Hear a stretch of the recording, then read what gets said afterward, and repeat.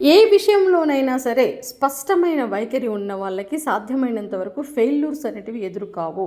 ఒకవేళ ఫెయిల్యూర్స్ ఎదురైనా కూడా వాళ్ళకి ఎందుకు ఫెయిల్ అయ్యాము అనే విషయం పట్ల స్పష్టత ఉంటుంది కాబట్టి ఎక్కడ ఓడిపోయారో మళ్ళీ అక్కడే గెలిచి చూపిస్తారు. మనం గెలవాలి అంటే ఫస్ట్ ఏ విషయమైనా కావచ్చు, పోటీ పరీక్షలు కావచ్చు, జీవితం కావచ్చు, జీవన విధానం కావచ్చు. జీవితమే ఒక పోరాటము అయినప్పుడు ఖచ్చితంగా గెలుపోటములు అనేటివి ఉండాల్సిందే కదా. ప్రతి విషయంలో మనకి గెలుపు అనేది ఉంటుంది. మనం ఏ ప్రాబ్లం లేకుండా సాఫీగా జీవనం సాగిస్తున్నాము అంటే అది కూడా ఒక రకమైనటువంటి గెలుపే.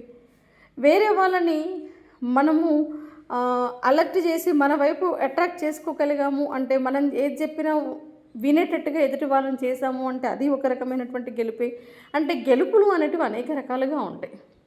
ప్రతి విషయం ఉంది అంటే ఆ విషయానికి ఒక గెలుపు ఉంటుంది, ఒక ఓటమి అనేది ఉంటుంది. కాబట్టి ఏ విషయమైనా కావచ్చు, మనకి ఆ గెలుపు అనేది ఎదురు కావాలి అంటే మనకి ఆ అంశం పట్ల ఒక స్పష్టమైన వైఖరి అనేది ఉండాలి.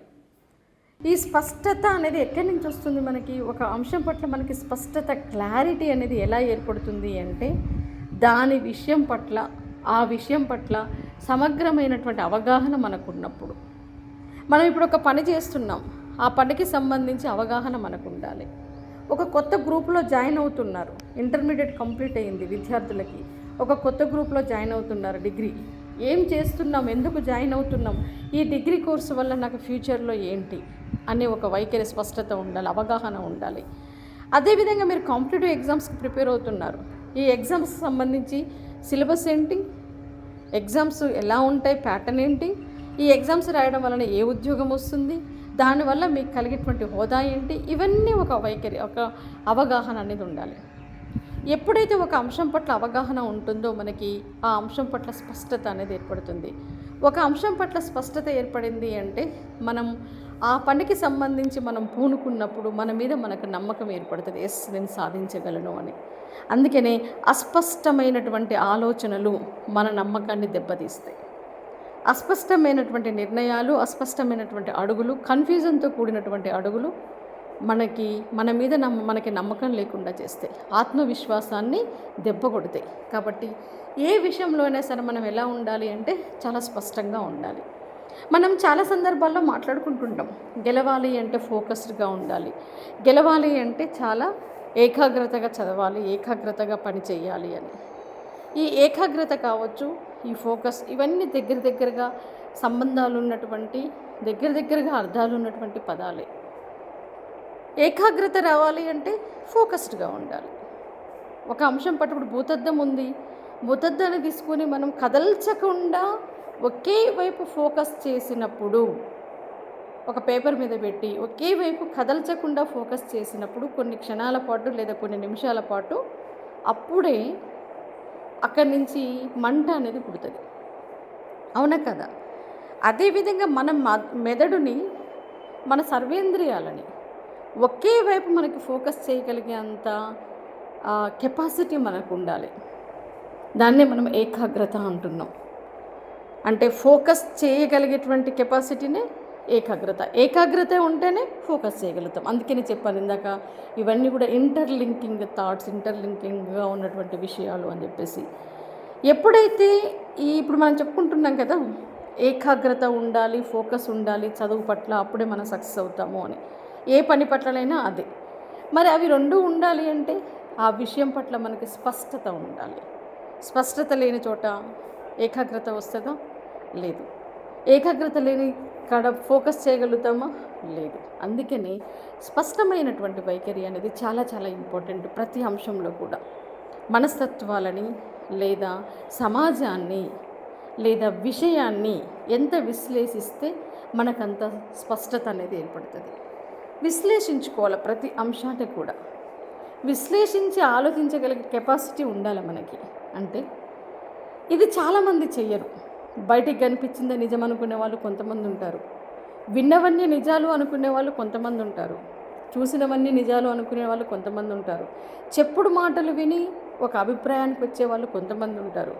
నిజానికి చాలామంది వాళ్ళ యొక్క ఒక రోజు జీవితంలో వాళ్ళ ప్రమేయం లేకుండా, వాళ్ళకంటూ ఒక స్పష్టత లేకుండా ఎక్కువ అంశాలలో ఇంటర్ఫియర్ అయ్యే వాళ్ళు ఎక్కువ మంది ఉంటారు.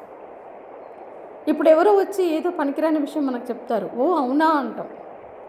అది కూడా మనకి స్పష్టత లేకుండానే మనం వాళ్ళు చెప్పినటువంటి విషయాన్ని యాక్సెప్ట్ చేస్తాం. నిజానిజాల గురించి మనం ఆలోచించం. సో కాబట్టి మనం ఏం చేయాలి అంటే, నిజంగా ఒక ఎడ్యుకేటెడ్ పర్సన్గా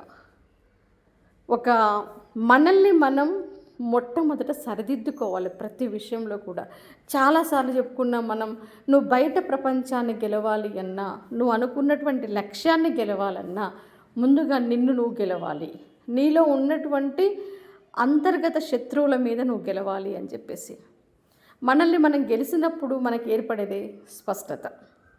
అంటే ఒక విషయం పట్ల మనం ఎప్పుడు కూడా విశ్లేషణ జ్ఞానం అనేది పెంచుకోవాలి.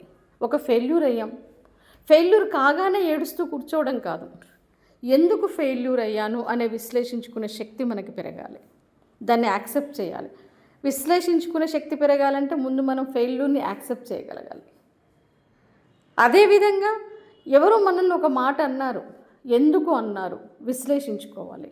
ఆ విశ్లేషించుకున్న క్రమంలో నీ తప్పు ఉందని నీకు అనిపించినప్పుడు, ఓకే నా తప్పు ఉంది కాబట్టి అన్నారు, అప్పుడు మనల్ని మనం సరిదిద్దుకోవాలి. దానికి ఫీల్ అవ్వాల్సిన అవసరం లేదు. లేదా నీ తప్పు లేకుండా అన్నారు, ఎంత విశ్లేషించుకున్నా ఎంత ఆలోచించినా నీ తప్పు నీకు కనిపించట్లేదు, అప్పుడు వాళ్ళు అన్నటువంటి విషయాన్ని పట్టించుకోవాల్సినటువంటి అవసరం లేదు. అంటే ప్రతి విషయం పట్ల ఇలా మనం విశ్లేషించుకుంటున్న కొద్దీ ఒక్కొక్కసారి ఏమవుతుందంటే, ఎంత పెద్ద సమస్య అయినా సరే చాలా చిన్నదిగా మారిపోతుంది.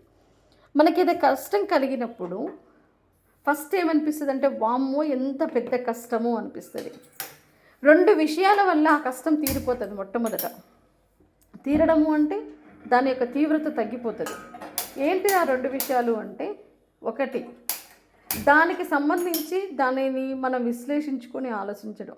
ఓకే ఇది ప్రాబ్లం, ఇది ఎందుకు వచ్చింది, ఇందులో నా పాత్ర ఎంత, ఇప్పుడు నేను దీని నుంచి బయట ఎలా పడాలి. ఇమ్మీడియట్గా ఎవరు కూడా గోడ దూకినట్టుగా ప్రాబ్లం నుంచి బయటకు దూకలేరు కాబట్టి కొంత టైం పడుతుండొచ్చు. ఆ టైం పట్టేదాకా నువ్వేం చేయాలి అనే విశ్లేషణ వల్ల ఏమవుతుందంటే, ఫస్ట్ పెద్ద భూతంలాగా కనిపించినటువంటి ఒక సమస్య క్రమక్రమంగా నువ్వు దాని గురించి ఆలోచిస్తున్న కొద్దీ, అంటే విశ్లేషించుకుంటున్న కొద్దీ సరళమైపోతుంది. సంక్లిష్టం కాస్త సరళంగా మారిపోతుంది. అదేవిధంగా ఏదైనా సరే భయాలు మనం ఒక అంశాన్ని చూసి భయపడుతుంటాం. నలుగురిలోకి వచ్చి మాట్లాడాలంటే కొంతమందికి భయం ఉంటుంది. ఆ భయాన్ని మీరు బయటకు వచ్చి మాట్లాడడం మొదలు పెడుతున్న కొద్దీ, ఫస్ట్ ఒకరితో మాట్లాడారు, తర్వాత ఇద్దరితో మాట్లాడారు, తర్వాత కలుపుగోలుగా ఒక 3-4 మాట్లాడుతున్నారు. వాళ్ళు మీరు రోజు బయటికి వెళ్తుంటే వస్తుంటే హాయ్ చెప్తున్నారు, వాళ్ళతో పరిచయం పెరిగిపోయింది. క్రమక్రమంగా మీలో భయం తగ్గిపోతుంది.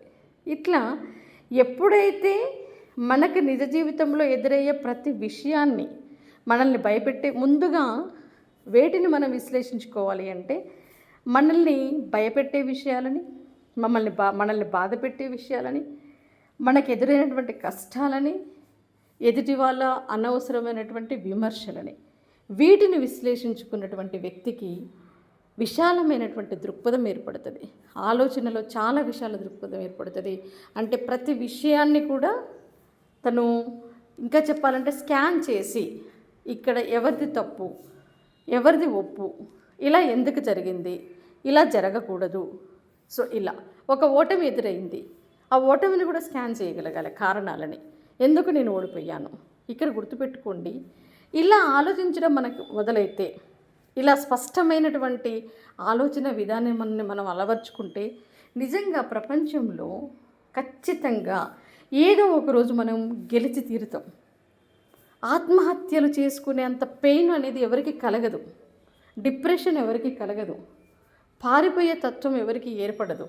అంటే సమస్య ఎదురైనప్పుడు దాన్ని విశ్లేషించుకుంటున్న కొద్దీ దాని నుంచి బయటపడే నైజం మనకు అలవడుతుంది, ఎలా బయటపడాలో కూడా అర్థమవుతుంది.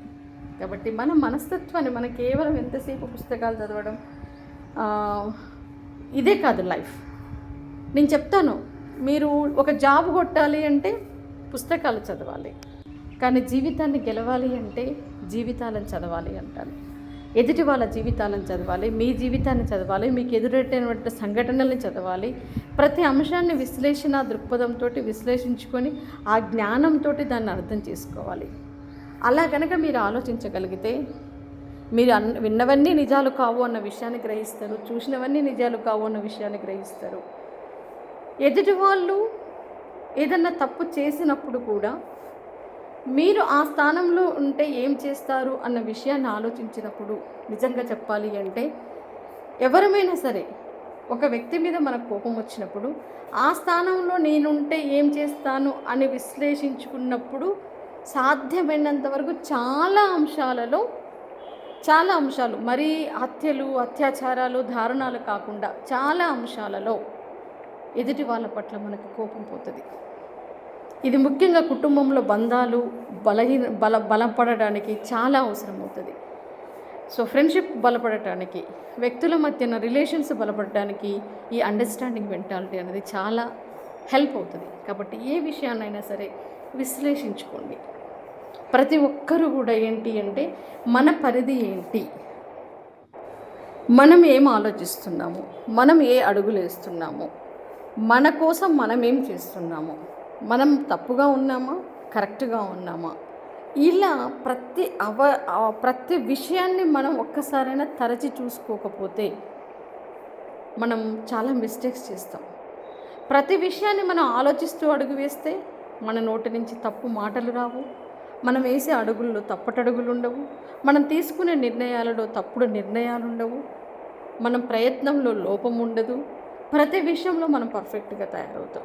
అందుకని జీవితాలను చూడండి, సమాజాన్ని చదవండి, చుట్టూ పరిసరాల్లో ఉన్నటువంటి మనుషుల మనస్తత్వాలని అనాలిసిస్ చేసుకోండి. మీ కుటుంబంలోనే నాలుగు విభిన్నమైనటువంటి మనస్తత్వాలు ఉండొచ్చు, వాటిని గురించి చదవండి.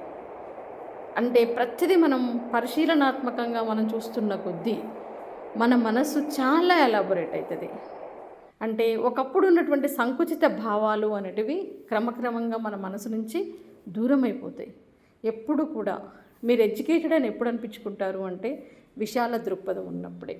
ఈ లక్షణాలన్నీ మనలో ఉన్నాయంటే ఆటోమేటిక్గా గెలుపు వచ్చి మనని ఆలింగనం చేసుకుంటుంది. కాబట్టి స్పష్టమైనటువంటి వైఖరి అనేది చాలా ఇంపార్టెంటు. ప్రతి విషయం పట్ల ఒక వ్యక్తి వచ్చి మీ దగ్గర నేరం జరిగిపోయింది అన్నట్టుగా చెప్తుండొచ్చు. అది అతని దృష్టిలో పెద్ద తప్పు కావచ్చు, కానీ అతను ఎందుకు అంటే దాన్ని అనాలిసిస్ చేసి ఆలోచించలేదు కాబట్టి. అదే విశ్లేషణాత్మకమైనటువంటి ఆలోచన నీలో ఉన్నప్పుడు తను చెప్పింది మొత్తం విన్న తర్వాత ఇంతేనా అన్న ఆలోచన నీకు వస్తుండొచ్చు. లేకపోతే ఏమవుతుంది, ఇదిగో పులి అంటే అదిగో తోక, ఎదుటి వాళ్ళు ఇంత చెప్తే మనం అంతకు డబుల్ మనం ఆలోచిస్తాం. నెగిటివ్ ఆలోచనలు, నెగిటివిటీ అనేది చాలా ఫాస్ట్గా స్ప్రెడ్ అవుతుంది. మీరు ఎప్పుడైతే ఈ థాట్స్ అనేటివి మార్చుకుంటారో నెగిటివ్ స్ప్రెడ్డింగ్లో మీ వంతు బాధ్యతని తగ్గిస్తారు. లేకపోతే నలుగురిలో మనం ఒకరిగా మారి నెగిటివిటీని స్ప్రెడ్ చేయడంలో మనం కూడా ముందుంటాం. కాబట్టి ప్రతి విషయంలో ఒక స్పష్టమైన వైఖరిని, స్పష్టమైనటువంటి ఆలోచనని, ఒక క్లారిటీని అలవర్చుకుంటే దృఢమైనటువంటి మనస్తత్వం మీకు వచ్చి చేరుతుంది. దృఢమైన మనస్తత్వం వస్తే ఏదనుకున్నా దాని పట్ల మీరు ఫోకస్ చేయగలుగుతారు. పట్టు వదలకుండా దాని వెంట పడగలిగేటువంటి విల్ పవర్ మీకు డెవలప్ అవుతుంది. అంత విల్ పవర్ మీకు డెవలప్ అవుతే ఆటోమేటిక్గా మీకు సక్సెస్ అనేది వచ్చి చేరుతుంది. కాబట్టి ప్రతి విషయంలో క్లారిటీగా ఉండడం నేర్చుకోండి. ఆటోమేటిక్గా మీరే విజేతలుగా మారుతారు. All the best.